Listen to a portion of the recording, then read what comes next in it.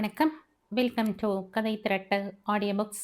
இந்த வீடியோவில் நம்ம என்ன கதை கேட்க போகிறோம்னா, நட்சத்திர ஜன்னல்கள் கதையின் 7வது பகுதி. நம்ம சேனலை இது வரைக்கும் சப்ஸ்கிரைப் பண்ணாதவங்க சப்ஸ்கிரைப் பண்ணுங்க. பக்கத்தில் இருக்கிற பெல் ஐகானை கிளிக் பண்ணி ஆல்ங்கிற ஆப்ஷனை ப்ரெஸ் பண்ணுங்க. ஸோ தட் நான் போடுற கதைகளை உடனுக்குடனே நீங்கள் கேட்கலாம். வாங்க கதைக்குள்ளே போகலாம். சம்பத் ஒரு வினாடி கனத்து போனார். சூழ்நிலைகளும் ஆசைகளும் மனிதர்களை என்னமாய் மாற்றி விடுகிறது என்று பெருமூச்சு விட்டார். சரவணனின் இக்கட்டான நிலைக்கு வருந்தினார். அவன் சலனப்படாதவனாக இருப்பதாலும் உறுதியாய் இருப்பதாலும் இப்படி ஒரு நல்ல முடிவுக்கு வந்திருந்தான். இதே வேறு ஒரு சராசரி ஆணாயிருந்தால் கிடைத்த சந்தர்ப்பத்தை நழுவ விட்டிருக்க மாட்டான். என்ன அங்கிள் சைலண்ட் ஆயிட்டீங்க? ஒன்றும் இல்லப்பா. சம்பத் அவசரமாக அவனுக்கு பதில் சொன்னார். நான் எடுத்த முடிவு சரிதானா அங்கிள்? மாமான்னு நான் ஒருத்த கல்லு மாதிரி இருந்தும் அந்த பெண்ணுக்கு எந்த விதத்திலையும் உதவ முடியலையேன்னு வெக்கமா இருக்கு சரவணா. ஆனா இனிமே வெக்கப்படுறதுல அர்த்தம் இல்லை. ஹாஸ்டல் வேண்டாம் சரவணா. என்ன ஆனாலும் பரவாயில்ல. அவளை நான் இங்கேயே கூட்டிட்டு வரேன். எங்க வீட்டிலேயே இருக்கட்டும். இங்க என்ன பிரச்சனை வந்தாலும் சமாளிச்சுக்கிறேன். நாளைக்கு நானே உங்க வீட்டுக்கு வரேன். அவளை தயாரா இருக்க சொல்லு. ஆமா, உங்க அம்மா அவளை அனுப்புவாங்கல்ல? அவளை அனுப்பி வைக்க வேண்டியது ஏன் பொறுப்பு அங்கிள். நானும் யாருக்கும் பயப்படுறதா இல்லை. நீங்க எத்தனை மணிக்கு வரீங்க அங்கிள்? 10 மணிக்கு வர்றேன். சம்பத் போனை வைத்தார். வைத்த 5 நிமிடத்தில் மறுபடியும் போன் அடித்தது. அவரே வந்து எடுத்து ஹலோ என்றார். எதிர்முனையில் வந்த செய்தியில் கார்ட்லெஸ் நழுவியது.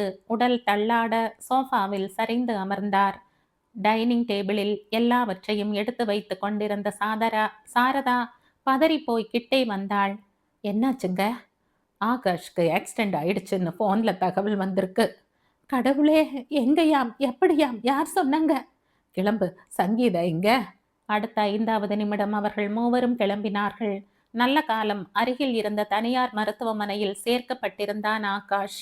அழுது கொண்டிருந்த அம்மாவை சங்கீதா பார்த்து கொள்ள சம்பத் ஆகாஷ் பற்றி விசாரிக்க சென்றார். சாரி மிஸ்டர் சம்பத், அடி பலம்தான். விழுந்த வேகத்துல முதுகெலும்பு பாதிக்கப்பட்டிருக்கு. இப்போதைக்கு வேண்டிய முதல் உதவிகளை செய்து இரத்தப்போக்கை நிறுத்தி இருக்கோம். இனிமேதான் என்னென்ன பாதிப்புன்னு பார்த்து மற்ற விஷயங்களை டிசைட் பண்ணணும். கவலைப்படாதீங்க, ஸ்பெஷலிஸ்டுகள் எல்லோரும் பார்த்துக்கிட்டு இருக்காங்க.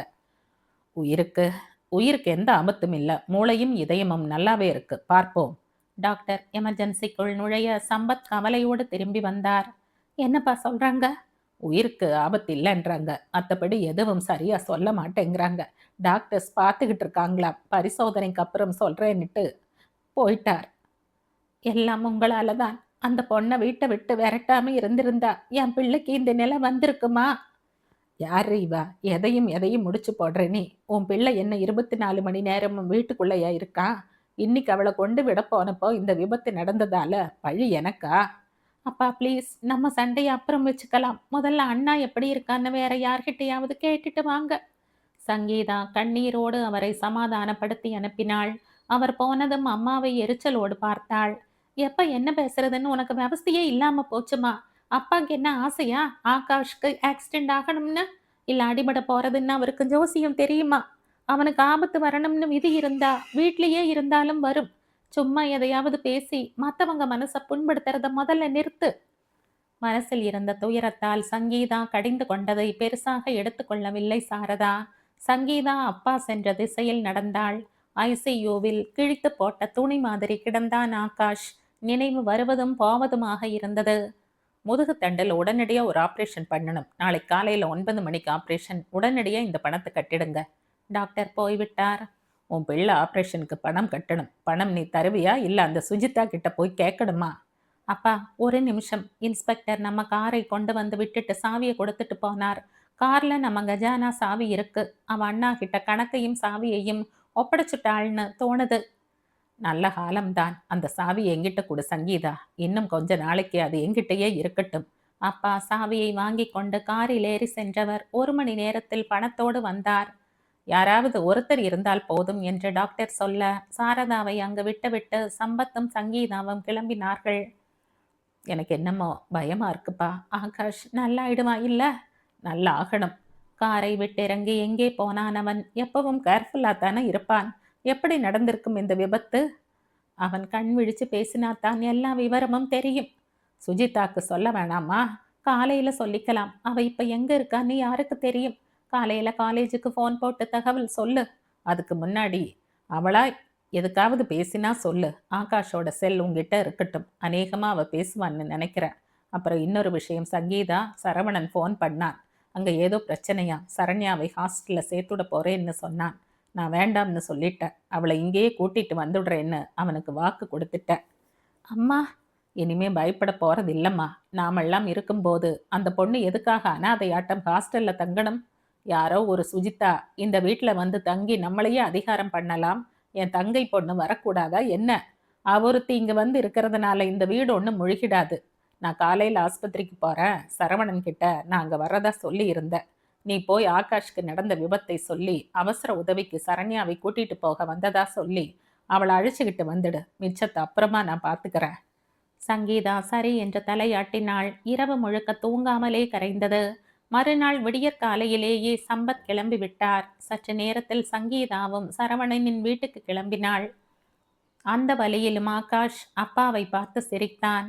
என்னடா ஆச்சு? நேரம்பா. ரொம்ப வலிக்குதா? ஜாக்கிரதையே வர வேணாமா? அசையவே முடியல. எல்லாம் சரியாயிடும், பயப்பட ஒன்றும் இல்லைன்னார் டாக்டர். சின்ன சர்ஜரி தான். சுஜிக்கு சொன்னீங்களாப்பா? சங்கீதாட்ட சொல்லிட்டு வந்திருக்க. அவ சொல்லிடுவா. சார், கொஞ்சம் வெளியில் இருக்கீங்களா? டாக்டர்ஸ் வராங்க. நர்ஸ் வந்து சொல்ல சம்பத்தும் சாரதாவும் வெளியில் வந்தார்கள். எனக்கு என்னமோ பயமா இருக்கு. என் பையன் நல்லாயிடுவான் இல்ல? கண்டிப்பா குணமாயிடுவான். அசையவே முடியலன்றானே. இப்ப எப்படி முடியும்? முதுகெலும்புல அடிபட்டிருக்குல்ல, அதுக்குத்தானே ஆப்ரேஷன். அப்புறம் எல்லாம் சரியாயிடும். நீ கவலைப்பட்டு உன் உடம்புக்கு எடுத்துக்காத. சங்கீதா எங்க? கொஞ்ச நேரம் கழிச்சு வருவா. நீ ஏதாவது சாப்பிட்டியா? எனக்கு ஒன்றும் வேண்டாம். காஃபியாவது குடிவா. வேணாம்னா வேணாம், விடுங்க. அவன் ஆப்ரேஷன் நல்லபடியா முடியட்டும். சாரதா பிடிவாதம் பிடித்தாள். 8 மணிக்கு சங்கீதாவோடு சரவணனும் சரண்யாவும் பதறியபடி வந்தார்கள். அவர்கள் வருவதை பார்த்ததும் சம்பத் அவசரமாக சென்று அவர்களை சாரதாவின் கண்ணில் படாமல் ஆகாஷிடம் அழைத்து சென்றார். டாக்டர் அவன் உடல் நிலையை பரிசோதித்துவிட்டு நர்ஸிடம் ஏதோ சொல்லியபடி செல்ல சம்பத் ஆகாஷிடம் நெருங்கினார். சரண்யாவை பார்த்ததும் ஆகாஷ் வியந்தான். உனக்கு யார் சொன்னாங்க? ஏன்பா எல்லாரையும் பயமுறுத்துறீங்க? எனக்கு ஒன்றும் இல்லை சரவணன், சின்ன அடிதான். இருந்தாலும் மனசு கேட்கல, அதான் வந்தோம். சார் ப்ளீஸ் இங்கே கூட்டம் போடாதீங்க. நர்ஸ் அதட்ட அனைவரும் வெளியில் வந்தனர். டாக்டர் என்ன சொல்றார்? மாமி எங்க சங்கீதா? அங்க இருக்காங்க, வா. சம்பத் சரவணனோடு பேசிக்கொண்டிருந்த நேரம் சங்கீதா சரண்யாவை அழைத்து கொண்டு அம்மாவிடம் சென்றாள். சரண்யாவை பார்த்ததும் சாரதாவின் முகம் மாறியது. இவள் எங்க இங்க வந்தாள் என்ற எரிச்சலோடு முகத்தில் எள்ளும் கொள்ளும் வெடித்தது. அவளை அலட்சியப்படுத்திவிட்டு சங்கீதாவை பார்த்தாள். சுஜிதாக்கு தகவல் சொல்ல சொன்னா. யார் யாரையோ கூட்டிட்டு வர? முதல்ல போய் அவளை கூட்டிட்டு வா. சங்கீதா பரிதாபமாக சரண்யாவை பார்த்தாள். நீ கிளம்பு சங்கீதா. சரண்யா நகர்ந்து மாமாவிடம் வந்தாள். நாம கிளம்பலாமா? சரவணனை பார்த்து கேட்டாள். அவன் சம்பத்தை பார்த்தான். எனக்கு ஒரு உதவி பண்ணுவியா சரண்? என்ன மாமா? மறுக்க மாட்டியே? ஐயோ என்ன மாமா இப்படி கேட்குறீங்க? என்னன்னு சொல்லுங்க. கொஞ்ச நாள் நீ என் வீட்டில் இருக்கணும், அதான் உதவி. சரண்யா திகைப்போடு அவரை பார்த்தாள். மாமி இதுக்கு ஒத்துப்பாங்களா? மாட்டா. ஆனா அவ என்ன முகத்தை காட்டினாலும் எனக்காக பொறுத்துக்கிட்டு நீ அங்க இருக்கணும். கொஞ்ச நாள் ஆனா அவளே தானா மாறிடுவா. சரண்யா என்ன சொல்வதென்று புரியாமல் குழம்பினாள். என்ன சரண் யோசிக்கிற? இல்ல மாமா, வரேன். குட். இது வீட்டு சாவி. சரவணன் உன்னை விட்டுட்டு போவான். வீட்டை சுத்தம் பண்ணி ஏதாவது சமைச்சு வை. ஆபரேஷன் முடிஞ்சதும் நாங்க வருவோம் சாப்பிட. சம்பத் வீட்டு சாவியை கொடுத்து அவர்களை அனுப்பி வைத்தார். 9 மணிக்கு ஆரம்பித்த ஆபரேஷன் 3 மணி நேரம் நடந்தது. டாக்டர்கள் வெளியில் வர சம்பத் வேகமாக அருகே சென்றார். அவரை தொடர்ந்து சாரதா ஓடி வந்தாள். ஹவிஸ்கி டாக்டர்? ஏகப்பட்ட சிக்கல் மிஸ்டர் சம்பத். இன்னும் 2-3 ஆபரேஷன் பண்ண வேண்டியிருக்கும். என்ன சொல்றீங்க டாக்டர்? உங்க பையன் எழுந்து நடக்கிறது கடவுள்கிட்ட தான் இருக்கு. நாங்க எங்களால மேக்சிமம் என்ன முடியுமோ செய்ய பார்க்குறோம். கடவுளை நம்புங்க. டாக்டர் தன் ஜூனியரோடு ஆகாஷின் உடல்நிலை பற்றி பேசியபடி செல்ல சம்பத் சிலையாக நின்றார். சாரதா நெஞ்சை பிடித்தபடி கீழே விழுந்ததை கூட அவர் கவனிக்கவில்லை. சந்தோஷம், சங்கடம், இன்பம், துன்பம் எதுவும் மனிதனை கேட்டு கொண்டு வருவதில்லை. வரப்போவதை மனிதன் அறிவதும் இல்லை. வந்த பின்தான் அவற்றோடு போராடி ஜெயிப்பதோ அல்லது தோற்பதோ நடக்கிறது. பயம் இருப்பவனால் ஜெயிக்க முடிவதில்லை. பயத்தை வெல்கிறவன் தோல்வியை வெல்லுவான். அச்சம் தவிரென்று எவ்வளவுதான் முழங்கினாலும் மனித மனம் பயத்தை உதறுவதில்லை. பயத்திற்கு காரணம் பற்று, பாசம், ஆசை, பிடிப்பு. தனக்கு விருப்பமான ஒன்றை இழக்க மனித மனம் ஒருபோதும் விரும்புவதும் இல்லை, சம்மதிப்பதும் இல்லை. தேகம் வெறும் சட்டை என்று தெரிந்தாலும் மரணத்தை எவரும் வரவேற்பதில்லை. போராட்டங்களில் மிக பெரியது காலனோடு அவன் நடத்தும் போராட்டம்தான். ஆகாஷ் அத்தகைய போராட்டத்தில் தான் ஈடுபட்டிருந்தான். அவன் மட்டுமல்ல, சாரதாவும் ஒரு பக்கம் போராடி கொண்டிருந்தாள் நெஞ்சு வலியோடு. பிள்ளை பாசமும் பற்றும், பற்றினால் ஏற்பட்ட பயமும் அவளை சாய்த்திருந்தது. கீழே விழுந்தவளை அதே மருத்துவமனையில் அவசரமாக பரிசோதித்ததில் அவள் இதயத்தின் பலவீனம் புலப்பட்டது. தேகத்திற்குள் இருந்த சிற்சில குறைகள் எல்லாம் பரிசோதனையில் ஒவ்வொன்றாய் தெரிய சம்பத் ஆடிப்போனார். ஒரு பக்கம் மகன், இன்னொரு பக்கம் மனைவி என்ற நிலையில் என்ன செய்வதென்று புரியாமல் தடுமாறினார். சாரி மிஸ்டர் சம்பத், உங்க மனைவிக்கும் உடனடியா பைபாஸ் பண்ணிடுறது நல்லது. இவ்வளோ நாளா அவங்களுக்கு எந்த பிரச்சனையும் இருந்ததில்லையா? எதுவும் இருந்த மாதிரி தெரியலையே டாக்டர். ஆனா இருக்கே, எவ்வளோ சீக்கிரம் பண்றீங்களோ அவ்வளவு நல்லது. டாக்டர் செல்ல சம்பத் வேதனையோடு அமர்ந்தார். யாரை கவனிக்க, யாருக்காக வருத்தப்பட? ஆகாஷுக்கே இதுவரை 2 லட்சம் கட்டியாகிவிட்டது. இன்னமும் கூட அவனுக்கே பணம் தேவைப்படும் என்ற நிலையில் திடீரென்று சாரதாவின் ஆபரேஷனுக்கு 2.5 லட்சம் கட்ட வேண்டும் என்பது மலைப்பாக இருந்தது. பணம் பல விதத்தில் முடங்கி இருந்தது. கைவசம் அவ்வளவு தொகை ரெடிமேடாக இல்லை. ஒரு நிமிடத்தில் 10 லட்சம் கூட அவரால் புரட்டிவிட முடியும். இதுவரை யாரிடமும் எதற்கும் கை நீட்டி பழக்கம் இல்லாத நிலையில் கேட்பதற்கு மனம் ஒரு வினாடி தயங்கியது. ஆனாலும் வேறு வழி இல்லை. எப்படியாவது பணத்திற்கு ஏற்பாடு செய்தாக வேண்டும். சம்பத் யோசித்தார். உடனடியாக யாரிடம் கேட்டால் கிடைக்கும் என்று. என்னப்பா யோசனை? தற்சமயம் நம்ம கையில கேஷ் இல்லம்மா. இருந்த 5 லட்சத்துல ஆகாஷ்கே 2 லட்சம் கட்டியாச்சு. இன்னும் 2-3 லட்சம் கூட அவனுக்கு தேவைப்படும். அம்மாவோட ஆபரேஷனுக்கு யார்கிட்டயாவது அவசரத்துக்கு வாங்கிட்டு அப்புறம் திருப்பி கொடுக்கணும். அதான் யார்கிட்ட கேட்கலாம்னு யோசிக்கிறேன். அம்மாவோட ஆபரேஷன் செலவு எதிர்பாராதது இல்லப்பா. அப்படி சொல்லாத. அவளுக்குள்ள ஏற்கனவே பிரச்சனை இருக்கு, யாருக்கும் தெரியல. இப்ப தெரிஞ்சதும் நல்லதுதான். என்ன, எல்லா செலவும் ஒட்டுமொத்தமா வந்து அழுத்துறதுனால திணறலா இருக்கு. பொருளா, அசையா சொத்துக்களா எவ்வளவோ இருக்கு. ஆனா அவசரத்துக்கு உதவாது. அதை நம்பி தைரியமா கடன் வாங்கலாம், அவ்வளவுதான். நீ இருந்தீங்க கவனிச்சுக்க. நான் 1 மணி நேரத்துல வந்துடுறேன். சம்பத் காரை எடுத்துக்கொண்டு கிளம்பி நேராக வீட்டுக்கு வந்தார். உடம்பு கசகசவென்றிருந்தது. இப்படியே போய் யாரையும் பார்க்க முடியாது. குளித்து உடை மாற்றிக்கொண்டு செல்லும் எண்ணத்தோடு வீட்டுக்கு வந்தவரை கண்டதும் சரண்யா ஓடி வந்தாள். எப்படி மாமா இருக்கார்? ஒன்றும் புரியல சரண். அவனுக்கு இன்னும் 2-3 ஆபரேஷன் செய்யணுங்கிறார் டாக்டர். அப்படியும் எழுந்து நடந்தா அது கடவுளின் அருள்ங்கிறார். அதை கேட்டதும் உங்க மாமி நெஞ்சு பிடிச்சுக்கிட்டு கீழே விழுந்துட்டா. சாதாரண அதிர்ச்சி மயக்கம்னு நினைச்சா டாக்டர் உடனடியா பைபாஸ் பண்ணணும், ஹார்ட்ல அடைப்பு இருக்குன்றார். கடவுளே, என்ன மாமா சோதனை இது? சரண்யா ஸ்தம்பித்து போனாள்.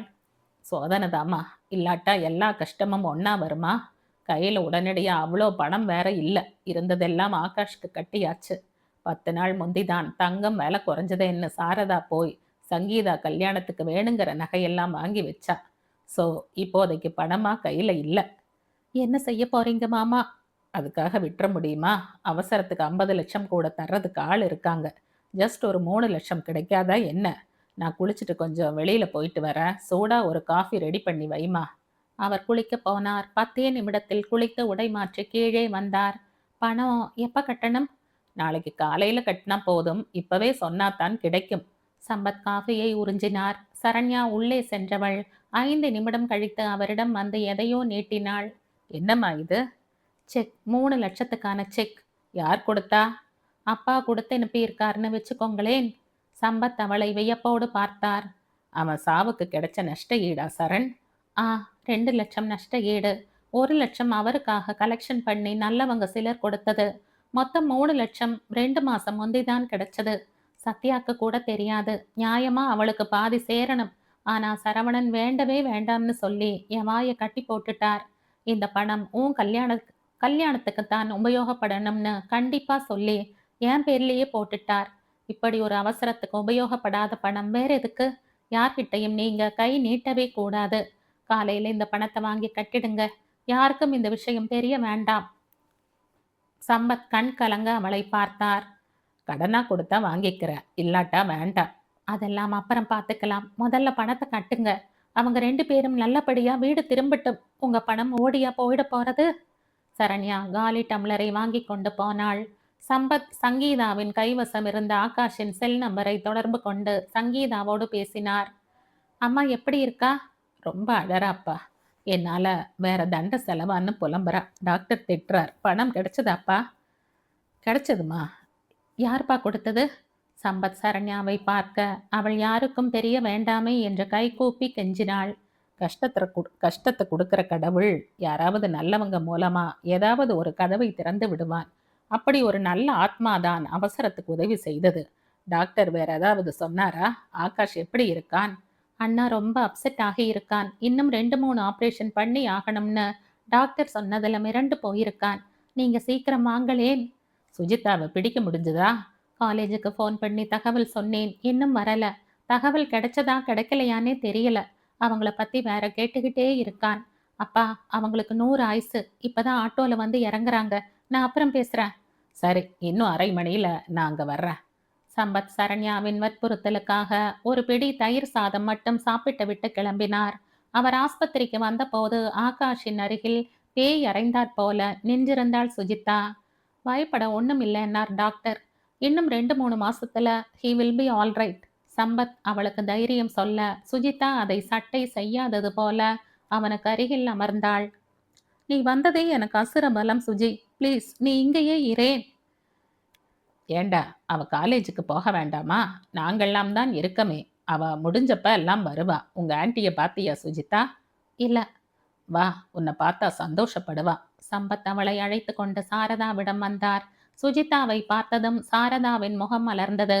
அவள் கையை கெட்டியாக பிடித்து கொண்டாள். நீ வீட்டை விட்டு போன ஒரே நாள்ல என்னெல்லாம் ஆயிடுச்சு பாத்தியா சுஜி? வீட்டுக்கு மருமகளா போறவ வீட்டை விட்டு போனா அந்த வீட்டுக்கு நல்லதில்லைன்னு நிரூபணம் ஆயிடுச்சு. நீ மறுபடியும் வந்துடு சுஜி. இனிமே நீதான் எல்லாம். எல்லா பொறுப்பையும் நீதான் ஏத்துக்கணும். எங்க 2 பேரையும் முன்னாலதான் நல்லபடியா கவனிச்சுக்க முடியும்.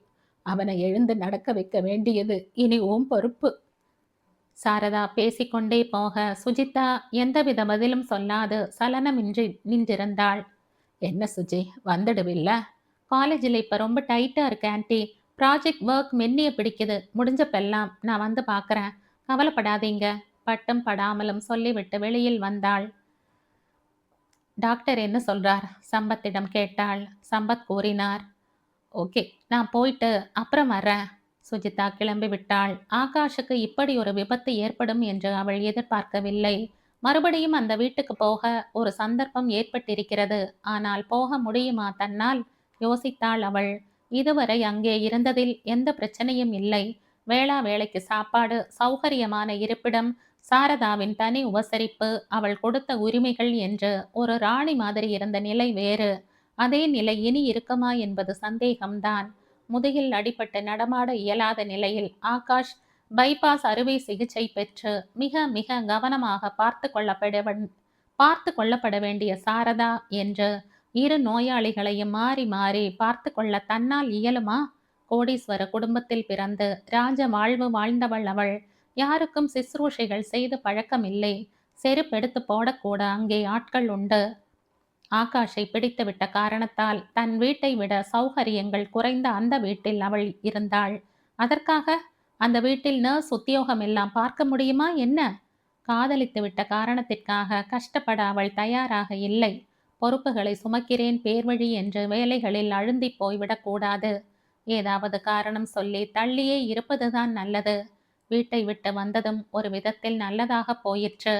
இதெல்லாம் நடந்த பிறகு கிளம்பினால் வேறு மாதிரி பேச்சுக்கிடமாக இருக்கும். அந்த வரைக்கும் நிம்மதி. நோயாளிகளை கவனிக்கும் அறுவையான வேலைகளிலிருந்து தப்பித்தோம். அவ்வப்போது அங்கு போனால் போதும். ஆகாஷ் உடம்பு சரியான பிறகு மற்றதை பார்த்து கொள்ளலாம். அதுவரை சிரமப்படவும் கூடாது. அதே நேரம் தொடர்பிலும் இருக்க வேண்டும். எந்தவித கஷ்டங்களும் படாது காதலில் ஜெயிக்க வேண்டும். இப்படி ஒரு முடிவுக்கு வந்தாள் அவள். சங்கீதாவோடு தினசரி போன் பண்ணி இருவரை பற்றியும் அக்கறையோடு விசாரித்தாள். தன்னால் வந்து இருக்க இயலாத நிலையை வருத்தத்தோடு வலியுறுத்தினாள். ஆகாஷும் சாரதாவும் சீக்கிரமே உடல் நலம் தேர வேண்டி வருவதாய் உருகினாள். எப்பொழுதாவது ஒரு சமயம் திடீரென்று வந்து அரை மணி நேரம் அவனோடு இருந்து தன் அக்கறையை அவனுக்கு வெளிப்படுத்தினாள். 10வது நாள் சாரதாவை டிஸ்சார்ஜ் செய்தார்கள். இந்த 10 நாளில் ஆகாஷுக்கு 2வது அறுவை சிகிச்சையும் முடிந்தது. வலி, வேதனை, அசைய இயலாமை எல்லாமாய் சேர்ந்து உடலாலும் மனதாலும் சோர்ந்து போயிருந்தான் அவன். தான் நல்லபடியாய் எழுந்து நடப்போமா என்ற சந்தேகம் அவனுக்கே ஏற்பட்டது. இன்னும் எவ்வளவு நாள் இந்த ஆஸ்பத்திரியில் இருக்க வேண்டும் என்ற அலுப்பு ஏற்பட்டது. வெளி உலகை பார்க்க தவித்தது. துள்ளி எழுந்து ஓடி பழையபடி ஆகிவிட மாட்டோமா என்ற ஏக்கம் அதிகரித்தது. ஒரே நாளில் தன் வாழ்க்கை இப்படி திசை மாறி கட்டிலோடு கட்டி போடப்பட்டு விட்டது என்று எண்ணி புழுங்கினான். கஷ்ட காலத்தில் கிட்டே காதலி இருந்தாலாவது மனசுக்கு இதமாக இருக்கும், பலம் சேர்க்கும். ஆனால் சுஜிதாவோ எப்பொழுதாவது வருகிறாள் போகிறாள். அவள் அன்போடு பணிவிடை செய்ய மாட்டாளா என்றிருந்தது. அப்பாவும் சங்கீதாவும் நன்றாகத்தான் கவனித்துக் கொள்கிறார்கள். இருந்தாலும் மனசு சமாதானம் அடைய மறுத்தது. சுஜியின் அருகாமைக்கு ஏங்கியது. இன்னைக்கு அம்மாவை டிஸ்சார்ஜ் பண்றாங்க. சங்கீதா அவனுக்கு ஹார்லிக்ஸ் கொடுத்தபடி சொன்னாள். நீ இங்க இருக்க, அவங்கள யார் கவனிச்சுப்பாங்க? டோட்டலா நம்ம நேரமே சரியில்லை பாத்தியா? கவலையோடு சொன்னான் அவன். பணம் இருந்துட்டா மட்டும் போராது சங்கீதா, மனுஷங்க வேணும். ஒரு கஷ்டம்னா 4 பேர் ஓடி வரணும். ஆனா அம்மா யாரையும் கெட்ட சேர்க்காததன் பலனை இப்ப நாம அனுபவிக்கிறோம் பார். எல்லாருக்கும் கஷ்டம். அவளை கவனிக்கவே இப்ப ஆள் இல்ல அப்படின்னு யார் சொன்னா? யார் இருக்காங்க சொல்லு? வீட்ல சரண்யா இருக்கா, தெரியுமோ? ஆகாஷ் விழி விரித்தான். அவ எப்போ? அம்மாக்கு தெரியுமா? அன்னிக்கே அவ வந்தாச்சு. வீட்டை அவ தான் பாத்துக்கிறா. அம்மாக்கு இன்னும் தெரியாது. தெரிஞ்சாலும் இப்ப இருக்கிற நிலையில அவளை வெளியே போக சொல்ல முடியாது. வேலை செய்ய ஆள் வேணுமே. ச்சே, தப்பு சங்கீதா. பாவம் அந்த பொண்ணு. அவளுக்கு நாம என்ன செஞ்சோம்னு அவ வந்து நம்ம வீட்டுல கஷ்டப்படணும். அவ கஷ்டமாவே நினைக்கலையே. இருந்தாலும் என்ன பண்ண சொல்ற? சுஜிதாவை கூப்பிட்டு பார்த்துட்டோம். அவங்களால வர முடியல. நீங்கள்லாம் தானே அவளை வெளியில அனுப்புனீங்க. இப்ப எப்படி வருவா? போன்றதுக்கும் மான்றதுக்கும் அவ என்ன பொம்மையா? ஆகாஷ் அந்த நிலையிலும் விட்டு கொடுக்காமல் பேச, சங்கீதா அட அசடே என்பது போல அவனை பார்த்தாள். சுஜிதாவின் நடவடிக்கைகளிலிருந்து அவளது எண்ண ஓட்டம் நன்றாகவே புரிந்தது. சிரமப்படவோ சிஸ்ரூஷை செய்யவோ அவள் விரும்பவில்லை என்பதும் புரிந்தது. ஆகாஷுக்கு இன்னும் இது புரியவில்லை. காதல் மோகம் அவன் அறிவை மறைத்திருக்கிறது. போலாமா? சம்பத் உள்ளே வந்து கேட்டார். 2 ஹெல்ப்பர்கள் வந்து சாரதாவை சக்கர நாற்காலியில் உட்கார வைத்து வெளியில் அழைத்து வந்தார்கள். சம்பத் அவள் பின்னால் நடந்தார். ஆகாஷி பார்க்கணுமே எனக்கு. டாக்டர் அலோவ் பண்ண மாட்டார். அப்புறம் பார்த்துக்கலாம், கிளம்பு. 10 நாளாச்சுங்க என் பையனை பார்த்து. சம்பத் பதில் சொல்லவில்லை. முன்பை விட ஆகாஷ் இளைத்து கருத்து வாடி போயிருந்தான். இந்த நிலையில் அவனை பார்த்தால் நிச்சயம் அழுவாள். அனாவசிய பிரச்சனைகள் ஏற்படக்கூடும் என்றுதான் டாக்டர் பேர் சொல்லி இவரே மறுத்துவிட்டார். வீட்டுக்கு போனா என்னை யார் கவனிச்சுப்பாங்க? நர்ஸ் யாராவது வருவாங்களான்னு கேட்கறது தானே. இதை பார் சாரதா, உன்னை கவனிக்க ஆள் வேணும்னு எங்களுக்கு தெரியாதா? வேண்டாத கவலை எல்லாம் நீ படாத. உன்னை கவனிக்க ஆள் இருக்கு வீட்டுல, போதுமா? யாரு? அது அங்க வந்து பார்த்துக்க. சாரதா அது யார் என்ற யோசனையோடு வீடு வந்தாள். கார் நின்ற சப்தம் கேட்டதுமே உள்ளிருந்து ஓடி வந்த சரண்யாவை பார்த்ததும் அதிர்ச்சியும் திகைப்பும் அடைந்தவள் முகம் கடுப்பாயிற்று. வாங்க மாமி. சரண்யா அவள் கை பிடித்து அழைத்து செல்ல அருகே வர சாரதா நகர்ந்து கொண்டாள். என் வீட்டுக்கு வந்து என்னையே வரவேற்கிறையா? நேரந்தா. இவ இப்ப இங்க வந்தா? எதுக்காக வந்தா? எனக்கு தெரியாம இன்னும் என்னெல்லாம் நடக்குது? முதல்ல இவளை கிளம்ப சொல்லுங்க. நீ முதல்ல உள்ளவா. இப்படி டென்ஷன் ஆகக்கூடாதுன்னு தெரியாது உனக்கு? சம்பத் அவளை சமாதானப்படுத்தி உள்ளே அழைத்து வந்தார். ஏசியை ஓடவிட்டு அவளை படுக்க சொல்லிவிட்டு அருகில் அமர்ந்தார். இதை பார் சாரதா, நான் சொல்றத கவனமா கேளு. காசை விட்டு எறிஞ்சா 1000 பேர் கால் பிடிக்க வரலாம். ஆனா கரிசனத்தோட பிடிச்சு விட மாட்டாங்க. 10 நாளா இந்த வீட்டை இவதான் பாத்துக்கிறா. உனக்கு பிடிக்கலான்றதுக்காக ஒரு நல்ல பொண்ணை கெட்டவ சரியில்லைன்னு சொல்லிட முடியுமா? 10 நாள் அவளை கவனிச்சுப்பார். உனக்கு திருப்தி இல்லைன்னா வேற யாரையாவது தேடி பிடிக்கிற. ஆனா அப்பவும் சரண்யா இந்த வீட்டில தான் இருப்பா, அதையும் சொல்லிட்ட. சாரதா முகம் சுருங்க அவரை பார்த்தாள். அவ இங்கதான் இருப்பான்னா என்ன அர்த்தம்? அதுக்கு இருக்கக்கூடாதுன்னு நான் சொன்னா? இருப்பா. சம்பத் அழுத்தம் திருத்தமாக சொல்லிவிட்டு எழுந்தார். உனக்கு அவ பணிவிடை செய்யணுமா வேண்டாமான்னு மட்டும் தீர்மானிச்சு சொல்லு. வேண்டாம்னா காசுக்கு ஒரு ஆள் போடுறேன். இவ உன் எதுர்க்கையே வரமாட்டா.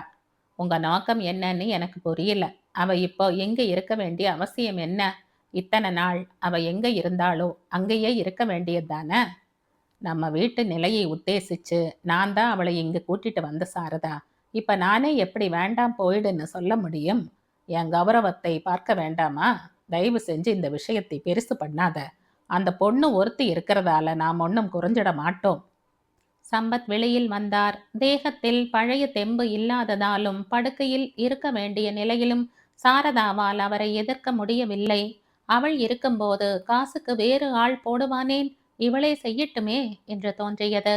ஒரு வேலைக்காரியைப் போல் அவளை நடத்தினால் போதும் என்று முடிவு செய்தாள். அதற்கு பிறகும் அவள் இங்கு இருப்பாளா என்ன? தானாக ஓடிவிட மாட்டாள்? சம்பத் அடுக்கலைக்கு வந்தார். டாக்டர் கொடுத்திருந்த டயட் லிஸ்ட் படி சாரதாவுக்கு சமைத்து கொண்டிருந்தாள் சரண்யா. மாமியோட கோபம் தீர்ந்ததா? அவ கிடக்கா, நீ எதுவும் பேசிக்க வேண்டாம். அவ ஏதாவது வெட்டுக்கு வெட்டுக்குன்னு சொன்னா கூட எனக்காக நீ சகிச்சுக்கணும். அன்புன்னா என்னன்னு அவளுக்கு புரிய வைக்கணும். ஆகாஷை உனக்கு கட்டி வைக்க முடியுமோ இல்லையோ என்னால சொல்ல முடியல. அட்லீஸ்ட் சாரதா உன்னை தன் பெண்ணா நினைக்கிற அளவுக்கு மாறணும் சரண். நீ அவளை மாத்தணும். அதான் எனக்கு வேணும். சரண்யா அவருக்கு நம்பிக்கை அளிப்பது போல புன்னகைத்தாள். சரி, நீ போய் அவளுக்கு டிஃபன் கொடு. நான் ஒரு குளியல் போட்டுட்டு கொஞ்ச நேரம் படுக்கிறேன். கண்ணெல்லாம் எரியுது. சம்பத் மாடிக்கு சென்றார். சரண்யா சற்று நேரத்தில் சாரதாவுக்கு டிஃபன் கொண்டு போனாள். ஒரு நாப்கின் எடுத்து அவள் மார்பின் மேல் போட்டு தானே டிஃபனை ஊட்டிவிட போனாள். தேவையில்லை, நானே சாப்பிட்டுக்கிறேன். சாரதா முகத்தை திருப்பிக் கொண்டாள். உங்களால முடியாது மாமி, தயவு செய்து அடப்பிடிக்காம சாப்பிடுங்க. வேணாம்னா வேணாம், விடு. என்னை ஏன் உறவுன்னு நினைக்கிறீங்க?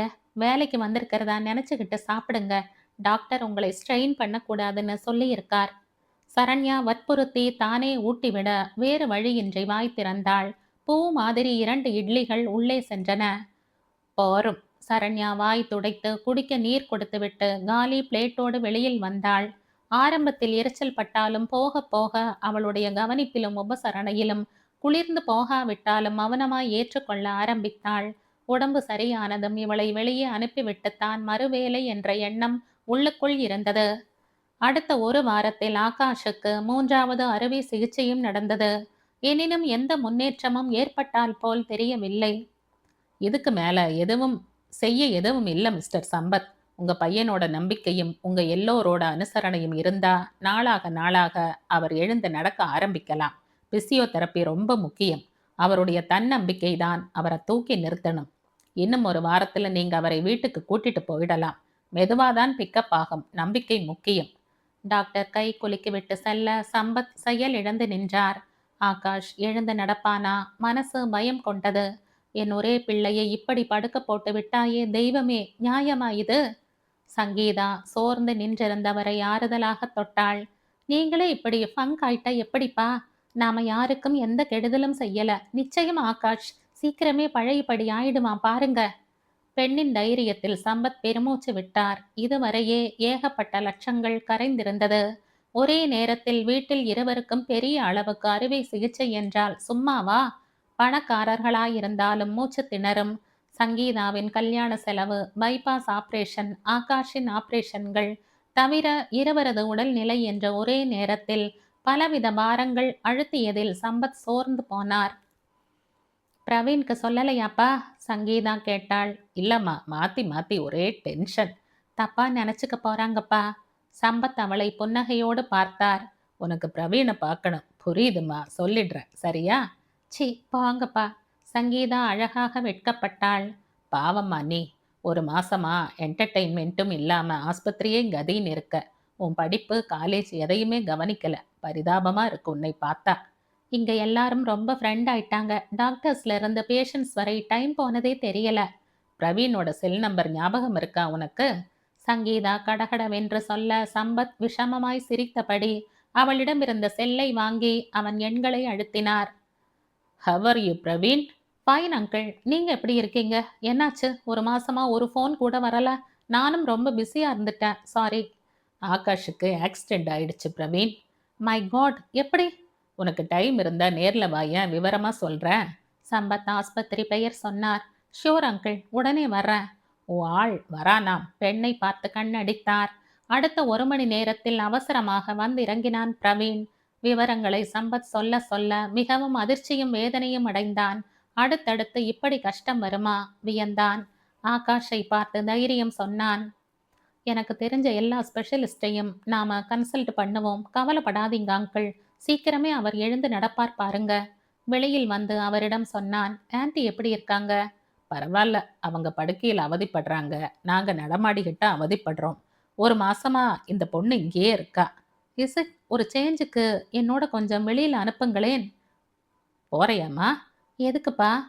வா, இப்படி கேட்டாலும் போக தயார்னு கண்ணு சொல்லுதே. சும்மா போயிட்டு வா. முகம் கழுவி ட்ரெஸ் மாத்திக்கணும்னா மாத்திட்டு வா. நல்லா தான் இருக்க, இப்படியே வா. பிரவீன் சொல்ல கூச்சத்தோடு கிளம்பினாள். 1 மணி நேரத்துல வந்துடுறோம் அங்கிள். போயிட்டு வாங்க. சம்பத் அவர்கள் போவதையே பொன் சிரிப்போடு பார்த்தார். எங்க போகலாம்? காரை கிளப்பியபடி கேட்டான். என்ன கேட்டா? அதுவும் சரிதான். அப்ப நான் எங்க கூட்டிட்டு போனாலும் வந்துடுவதானே? 1 மணி நேரத்துல திரும்பி வரதா சொல்லியிருக்கீங்க. நினைவு இருக்கட்டும். 1 மணி நேரத்துல எவ்வளோ சாதிக்கலாம் தெரியுமா? விஷமமாக சிரித்தான் அவன். சதி வேலையெல்லாம் வேண்டாம். சமத்தா நடந்துக்கணும். சரி தாயி, பவ்யமாக சொன்னான். ஆமா, கல்யாண தேதி தள்ளி போயிடும் இல்ல? அம்மா ஆகாஷ் 2 பேருக்கும் உடம்பு சரியில்லையே. தெரியல, அப்பாட்ட தான் கேட்கணும். அவரே உங்க வீட்டுக்கு வருவார்னு நினைக்கிறேன். அந்த பொண்ணு இன்னும் வீட்டில தான் இருக்காளா? நீங்க வேற, அவளை கொண்டுட்டு விட்டுட்டு வர வழியில தான் ஆக்சிடென்டே ஆச்சு அண்ணாக்கு. இப்ப அவ தான் ஆகாஷ பாத்துக்கிறாளா? அப்பப்ப வருவாங்க. இந்த நேரத்துல எல்லாம் கிட்ட இருக்கணும். காதல்னா என்ன, ஜாலியா ஊர் சுத்துறது மட்டும் தானா? கஷ்டத்துல எல்லாம் கூட இருக்கணும்.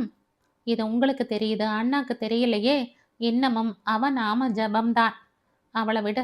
நீ என் நாம ஜபம் சொல்றது உண்டா இல்லையா? வேற வழி இனி சொல்லித்தானா ஆகணும்.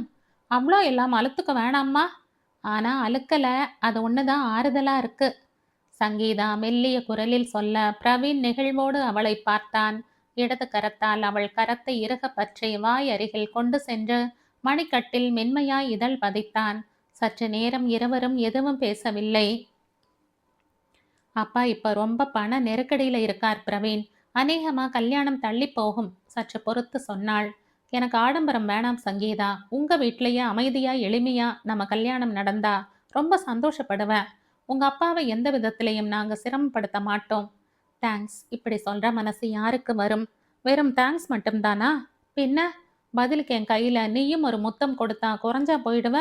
பிரவீன் தன் இடது கையை அவள் இதழருகில் கொண்டு செல்ல அவள் மறுக்காமல் சிரித்தபடி முத்தமிட்டாள். கார் டிரைவினில் நுழைந்து நின்றது. லான்ல உட்கார்ந்து சாப்பிடலாம். அவன் காரை விட்டிறங்கி அவளோடு நடந்தான். சற்று தள்ளி சிநேகிதி ஒருத்தியோடு டிஃபன் சாப்பிட்டு கொண்டிருந்த சுஜிதா, கம்பீரமாய் நடந்து சென்ற பிரவீனையும் அவனோடு உரசியபடி நடந்த சங்கீதாவையும் வெறித்து பார்த்தாள். அவள் கண்களில் வெறுப்பும் குரோதமும் எண்ணியது. இயக்கம் என்பது இந்த பிரபஞ்சத்தின் ஜீவநாடி. அணுவில் இருந்து அண்டம் வரை எல்லாம் இயங்கிக் கொண்டிருக்கின்றன. இயங்குவதையே விரும்புகின்றன. நின்று போக எதுவும் விரும்புவதில்லை. இயக்கம் சுகம், சும்மா இருத்தல் கொடுமை. அதிலும் நோய் கண்டு கிடத்தல் கொடுமையிலும் கொடுமை. அதனிலும் கொடுமை இளமையில் படுக்கையில் கிடத்தல். அந்த கொடுமையை தான் ஆகாஷ் அனுபவித்து கொண்டிருந்தான். அடுத்தடுத்து 4 ஆபரேஷன்கள் நடந்தும் ஒன்றும் சரியாகவில்லை. எங்கே பிரச்சனை, எதனால் என்பது மருத்துவர்களுக்கே சவாலாக இருந்தது. ஏன் இயங்க இயலவில்லை என்பது விடுபடாத புதிராய் இருந்தது. எத்தனை பரிசோதனைகள், எவ்வளவு வலிகள். போதும் போதும் என்று கதறினான் அவன். விட்டுருங்க டாக்டர், என்னை விட்டுருங்க, என்னால முடியல. வலி தாங்காமல் அவன் அழுத போது வீடே அழுதது. இனி ஆயுசுக்கும் இப்படித்தான் கிடக்கணும்னா ஒரே ஒரு ஊசி போட்டு என்னை கொன்னுடுங்களேன் ப்ளீஸ் கெஞ்சினான். என்ன பேசுறீங்க ஆகாஷ்? எந்த வியாதியும் மருந்துகள்ல ஒரு பங்கு குணமாகும்னா நம்பிக்கையில தான் 4 பங்கு குணமாகும். நம்பிக்கை ரொம்ப முக்கியம். நிச்சயமா நீங்க எழுந்து நடப்பீங்க. டாக்டர் அவனை தட்டி கொடுத்தார். சம்பத் டாக்டரிடம் மனம் விட்டு பேசினார். என் பிள்ளைக்கு என்னதான் ஆச்சு டாக்டர்? எங்கிட்டையாவது சொல்லக்கூடாதா? சில விஷயங்கள் மருத்துவர்களுக்கு அப்பாற்பட்டது மிஸ்டர் சம்பத். நாங்களும் போராடிக்கிட்டு தான் இருக்கோம் சரி செய்ய. ஆகாஷோட case file, scan reports, surgery details எல்லாத்தையும் லண்டன்ல இருக்கிற எனக்கு தெரிஞ்ச ஒரு ஸ்பெஷலிஸ்ட்டுக்கு இன்டர்நெட் மூலம் அனுப்பியிருக்கேன். அவர் என்ன சொல்றார், அவரோட சஜஷன் என்னன்னு பார்ப்போம்.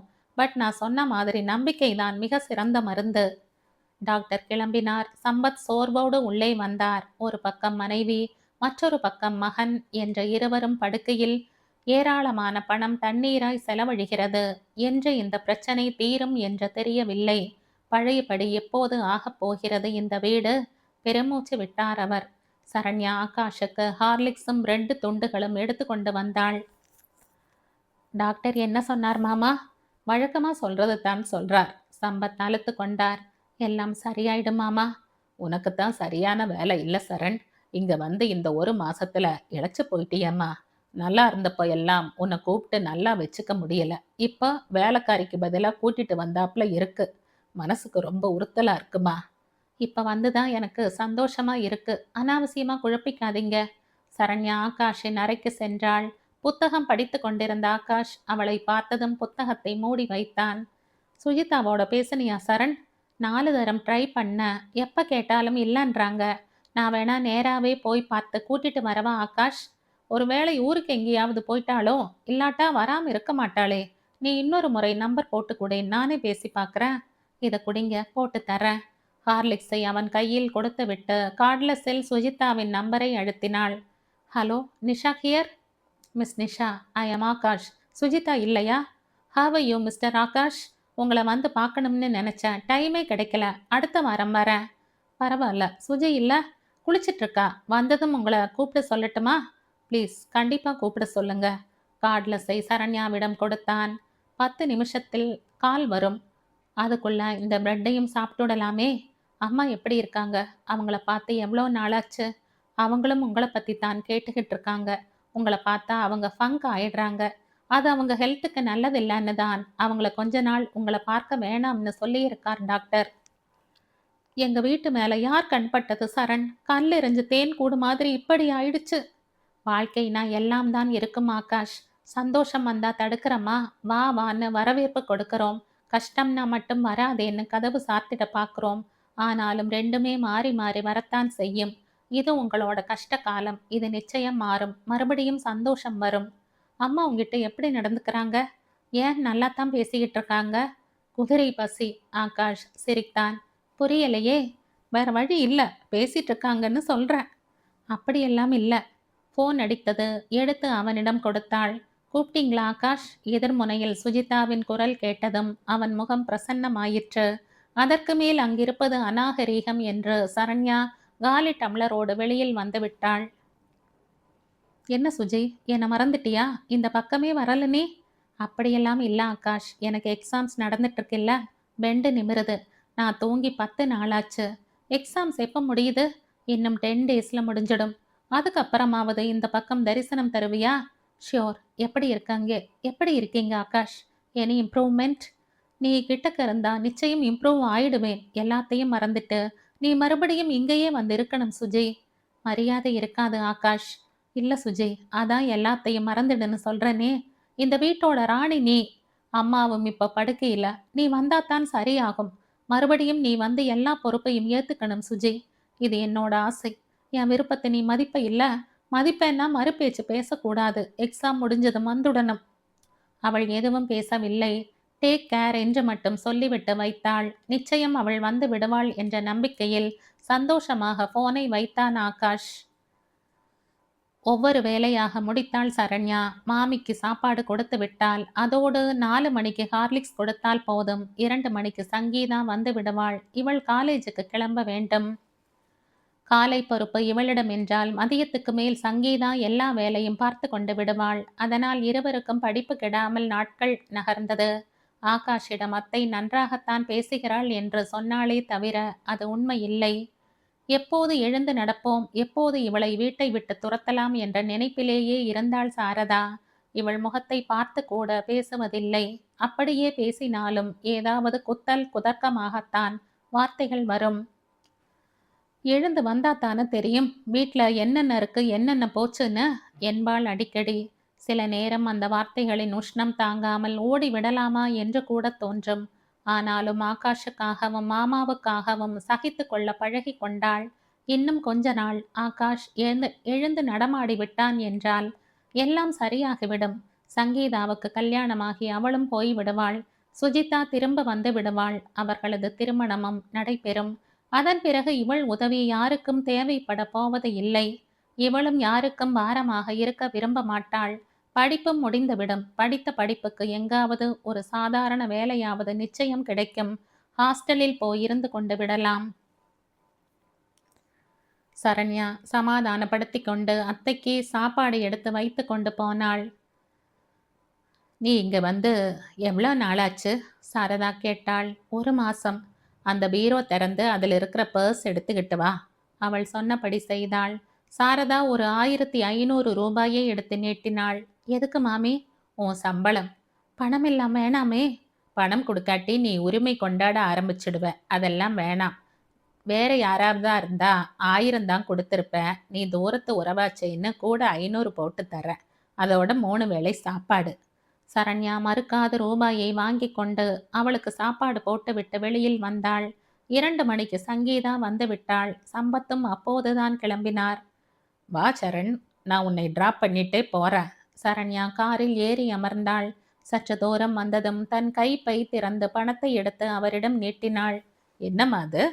என் முதல் மாச சம்பளம் மாமா. மாமி கொடுத்தாங்க. மாமா அவளையும் பணத்தையும் மாறி மாறி பார்த்தார். சில ஜென்மங்கள் எவ்வளோ பட்டாலும் திருந்தாது. உன் மாமிய மாதிரி. இன்னமும் பணத்திமிர் விட்ட பாடில்ல பார்.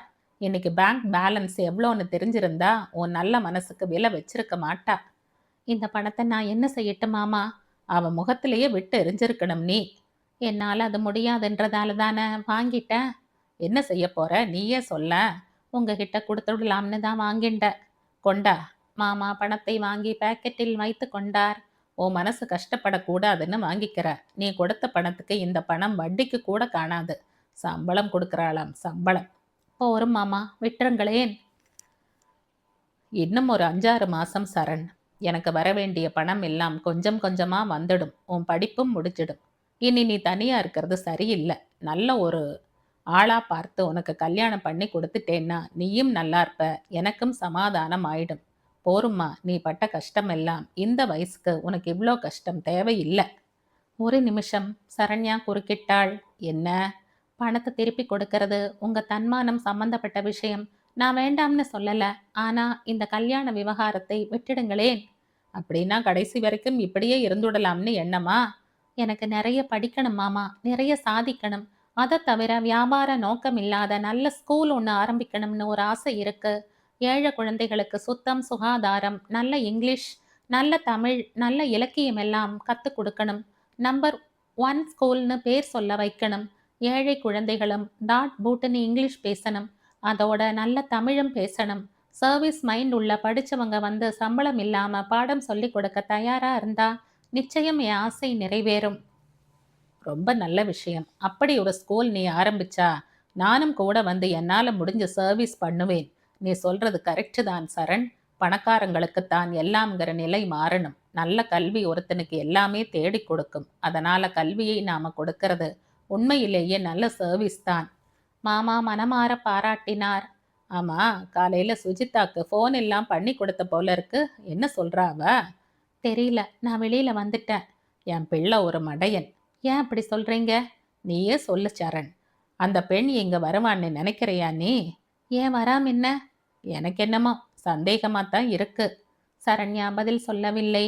சரியா 2 வாரம் கழித்து சுஜிதா ஒரு ஆட்டோவில் வந்து இறங்கிய போது சம்பத்தின் புருவம் உயர்ந்தது. தன் வியப்பை மறைத்து கொண்டு புன்சிரிப்போடு அவளை வரவேற்றார் அவர்.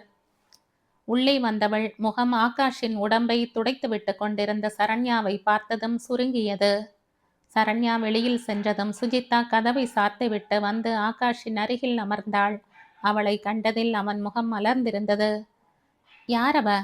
தூரத்து சொந்தம், ஹெல்ப்புக்காக வந்திருக்கா. இவதான் அந்த சரண்யாவா? என்ன உடம்பு தொடச்ச விட வேற ஆள் கிடைக்கலையா? இல்ல உங்களுக்கு இது வேண்டி இருக்கா? ஹாஸ்பிட்டல்ல நர்ஸ் பண்றது இல்லையா? அது மாதிரி தான் சுஜி. ஏன் பொறாமையா இருக்கா? அப்ப நாளையில இருந்து நீயே தொடச்சு விடு. நீயே எல்லாம் செய். உன் கை பட்டாலாவது நான் எழுந்து நடக்கிறேனான்னு பார்ப்போம். டாக்டர் என்ன சொல்றாரு? நீ பக்கத்துல இருந்தா சரியா போயிடும்னு சொல்றார்.